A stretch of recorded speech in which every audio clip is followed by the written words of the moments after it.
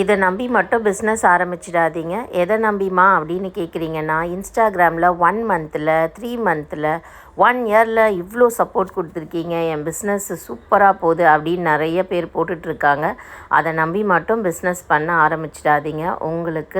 உங்ககிட்ட கான்ஃபிடென்ஸ் இருந்தால் மட்டும் ஆரம்பிங்க. ஏன்னா பிஸ்னஸ்ன்றது 1 மந்த்தோ 2 மந்த்தோ 1 இயர்லேயோ டெவலப் ஆகக்கூடியது இல்லை. சில பேருக்கு அது சாத்தியமாக இருக்கலாம், ஆனால் எல்லாருக்கும் ஆகும்னு அவசியம் இல்லை.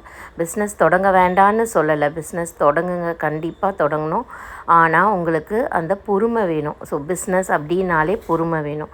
இன்வெஸ்ட்மெண்ட்டை மொத்தமாக எடுத்து உள்ளே போட்டுறாதீங்க, கொஞ்சம் கொஞ்சமாக தான் போடணும். அதே போல் கன்சிஸ்டன்சி ரொம்ப ரொம்ப ரொம்ப முக்கியம். ஒரு விதையை வைக்கிறோம் அப்படின்னா அது செடியாகி மரமாகி அப்புறம் மரத்தில் பூ காய்ச்சி அதுக்கப்புறமா பழமாகிற வரைக்கும் அதுக்கு தேவையான தண்ணி உரம் எல்லாமே போட்டால் தாங்க அது சக்ஸஸ்ஃபுல்லாகும். அதே போல் தான் பிஸ்னஸும். அடுத்தடுத்த வீடியோஸில் நம்ம பார்க்கலாம். பாய்.